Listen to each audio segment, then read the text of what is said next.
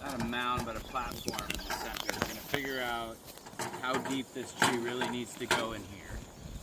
A lot of the breaking up of the ground that we do is to allow the roots to get in there and then be able to add the other things in. Yeah. But the roots will do a lot of work too, so I mean, we don't always need to have holes this big. This help them out. And so what I'm going to do, I'm just feeling like it's going to need a little bit of a platform, but I got a little space here in the center.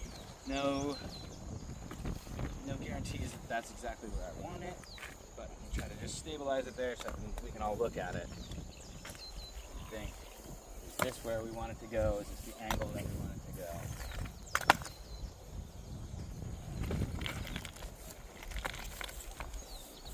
The angle's a little off.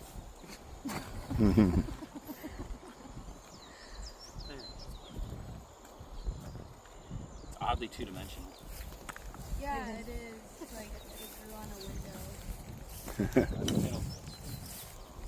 the one by your hand goes in the third dimension. Yeah. The branch. It will. And it goes in the fourth dimension now. Magnetic field. And many other dimensions, I guess, actually, because they say that photosynthesis, they've been able to figure out, is occurring partly at a quantum level. I did read about that not that long ago. Right? Really interesting. More stable? I feel like it may be a little better going up, but I could be wrong. Well, I mean, we could definitely put it in straight. It was more to get, like, This is like the orientation. vibe. This is the feel. Yeah. Other people's perspective, my own, from different distances and different angles. Like, might even get on the ground and be like, how's that look? That frames it kind of nice. You're on video, by the way. This is what we're doing, man. Planting it up. Making a greener earth. Let's do this. I like how it goes in the driveway opening. Yeah, it's blocking that real good, right? That's what I was thinking. That's going to be one of the main screens. That tangerine over there, and then staggered with the orange tree over there. We'll get something here, bushy. Any other feedback, y'all? I think it's a real nice way to begin this line. Those leaves are so beautiful. It's a really great tree to look at all the time. Yeah. And it's something you want closer to the house. You can be on top of the collecting and, you know, What do you know culturally about the breadfruit tree, Jack? What can you tell us? So yeah, all trees in Hawaiian mythology are called kumu. Kumu meaning teacher. So the breadfruit tree is the kumu ulu. And there's a mo'olelo, or a story that goes with it. So a long time ago, the god Ku lived as a man with his wahine and his children. And he was a kalo farmer. And then there was a time of famine, and there was very little food across the land. And so he had to meditate, like what he could do to feed his family. And then finally he had a thought, a mana'o, and he knew what he had to do. And he told his wahine that he had to leave in order to provide food. And she said, how can you provide food for us if you leave? And he said, I'm sorry, but this is what I have to do. So he said his final aloha to his wahine and his children. And then he went out into the yard by the hale, and he stood on his head. And after a short time, he disappeared into the ground. And then a couple days later, a tree sprouted, and it was the kumu'ulu tree. And it grew, and then it provided food for his family. And then, though, if other people tried to come and get the food, the ulu, the tree would magically go back into the ground. And then it would come out again when the family was ready for food. But it was not selfish like that completely, because the tree put out little sprouts, or keiki. And then those trees were able to be taken and then planted for other families and other houses. And so that was his legacy to his family. And then you can think of like the tree being a kumu. So what can we learn from the kumu'ulu? What did the Hawaiians learn from the kumu'ulu? They learned how to provide abundant food for their ohana. And then they also learned how to provide other trees and more food-bearing trees for the community and other ohanas. And so yeah, the kumu'ulu, the breadfruit tree, is very sacred, very, very special tree. Wow. Nice. Yeah. That's a good history to know. Oh, and it's really awesome because it's when it's younger, it's like a starchy food that's like so versatile. You can cook it in so many ways that you can boil it, you can break it, bake it, you can fry it up into ulu chips, you can make hash browns, you can make, and then when it gets really ripe, it just sweetens up naturally and it gets really soft. And then it's like nature's pancake that you can just fry it up and it's perfectly sweet, maybe a little bit of butter and then some syrup if you want to go really crazy and get really sweet. So yeah, it's also an amazing fruit too. Wow. It gives a lot of food and an abundant ways of preparing it. Well, yay. And This is there's gonna be- much more to know about breadfruit too, because there's a lot of other mythology throughout the Pacific, and it's an incredible tree.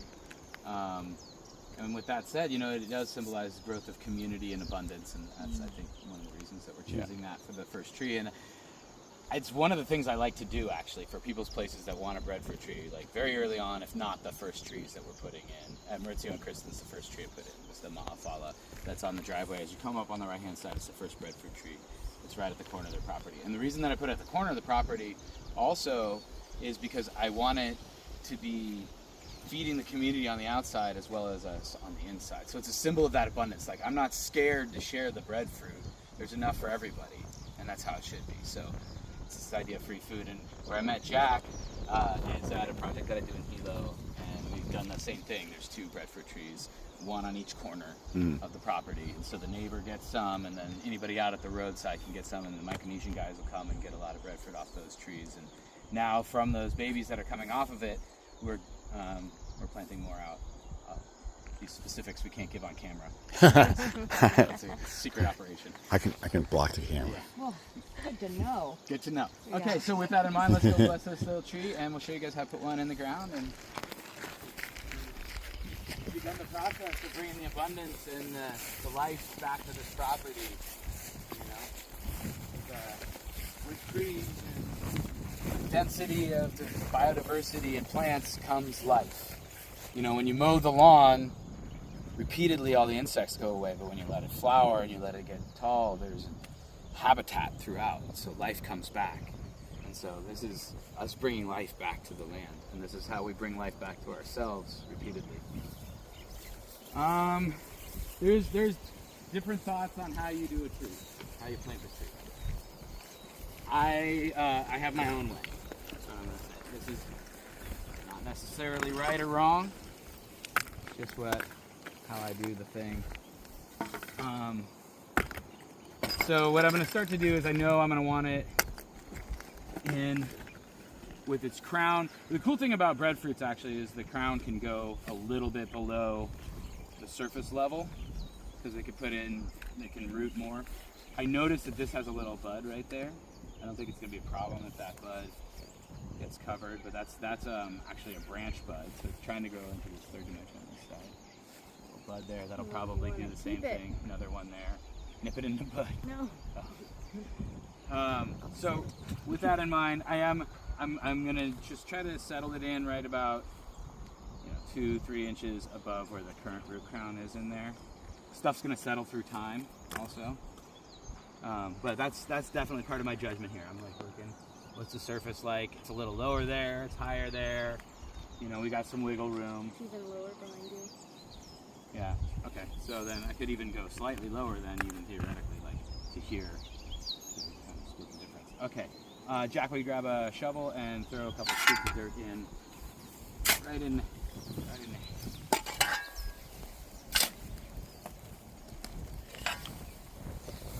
I don't want too much of the mulch directly in contact. Also, I'm kind of a believer that it's good to feed your trees, but you don't want to feed them directly right there, all of their food, because then they're going to get lazy. They're not going to search for food. And, you know, I say that, and it seems kind of funny, but the truth is that there's these videos, these beautiful videos, time-lapse, of tree roots behaving like predators and looking for food in the soil and like sending out scouting parties and then swooping on the food source. Wow. Interesting. And eating it up, and then the next scouting parties go and find the next bit. So Oh my god. I know I love plants. I love nature. Thanks, nature. With this tree going in the ground, we bless this space for abundance, for the future, for hope, optimism. That's what I'll say. Anybody else want to say anything else?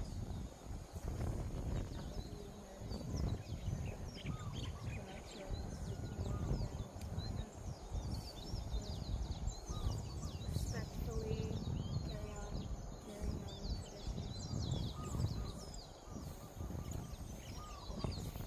What a great sacrifice. Excuse me, family, loved ones. I must do this now.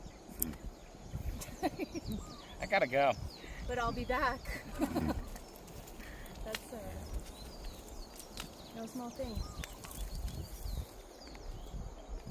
Anybody else? Just to a shared lifetime and experience here on the land with our new tree and watching it grow together. We're all gonna go on a journey in this land together now. Blessings. It did out. Jack, will you throw in just a sprinkle of chicken manure around? Like I said, I'm not trying to do a lot of feeding around the base. I put the soil in here. One more before we do, maybe two more. Like that. The soil, a lot of that is so that there's something to catch moisture in here. Thank you. And then, yeah, I'm feeling pretty good about the little container we've got. Got a little space for it, it's prepared. I've seen some people make a mound in the soil, and then break open the bottom of the root crown and open it and put it around the mound. I don't mind the flat bottom, but I am gonna break open the root wad down there a little bit. So you want to break this up a little bit so it loosens itself up. This is not a super root bound tree, so it's a fighting chance. It's gonna give it the head start out there. So we're gonna see if this just wants to come out. It does. Yeah, it's pretty root bound. Look at that. So like I said, I'm gonna try to open up the bottom of that. Give its roots a chance to start doing their thing. Right, some roots over there, some roots over here.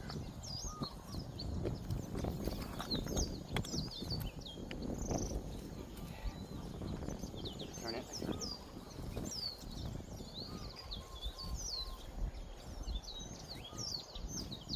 All right. Now, this is where it's gonna live. Could come up a little bit more. Jack, can I get a scoop of soil under there? Hoi. One more.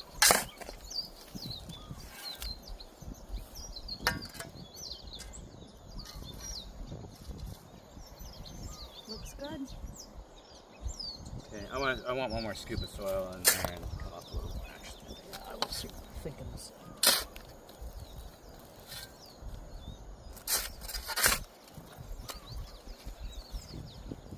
feeling that.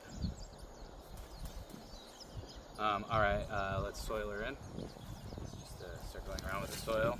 It's right up against the base of it.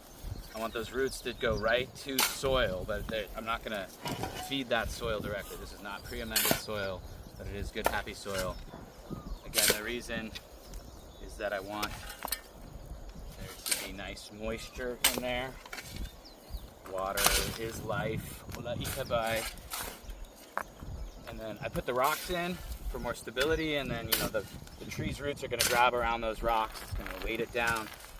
And not only that, but the amazing thing about this land here is it's super rich with nutrients. And those nutrients come from the rocks and the air. Where else do they come from? How do these trees make themselves? How do pigs assemble themselves in the forests and get the calcium for their bones and all the things? It's not like we imported and there's places where we've imported nutrients, right? But it's not like we imported all of the soil that's out there. It's these rocks actually are food. The bacteria will break it down. The exudates, fungus. You have the exudates from all these things, including the roots of the plants. Let's put some rocks in now, you guys. Let's do a nice rock layer in here. Okay, you guys. Oh yeah, let's let them throw some things in here. This is part of the thing. You're all filmed. Yeah, you wanna? Yeah, that's Thanks. Thanks. I'll just do it like this for now. Thank you.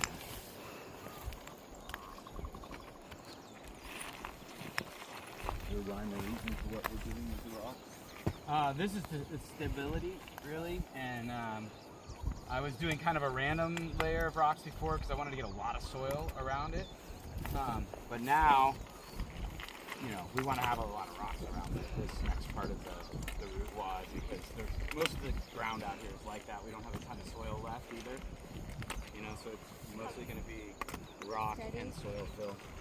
In the ground.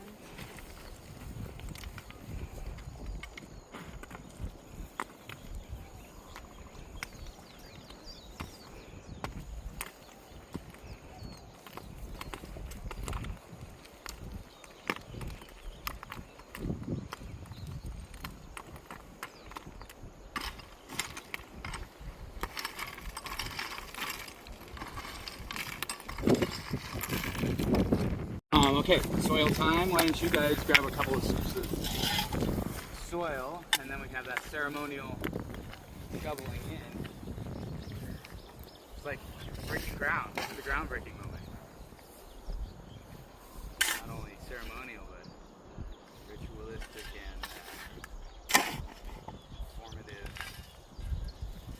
empowerment to have future trees planted by thy own hands.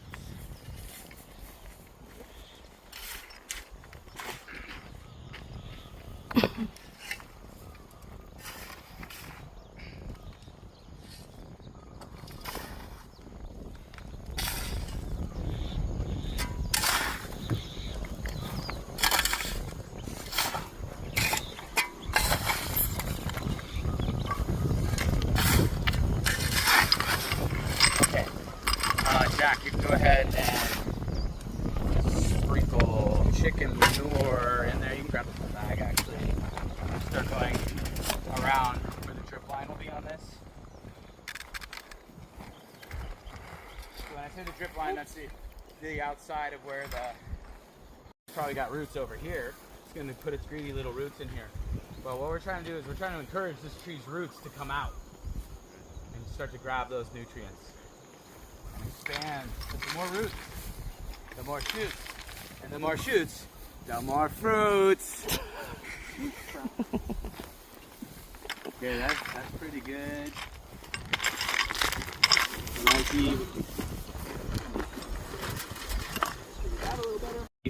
How wet that is a sponge, so it's a huge reason that we need that organic matter.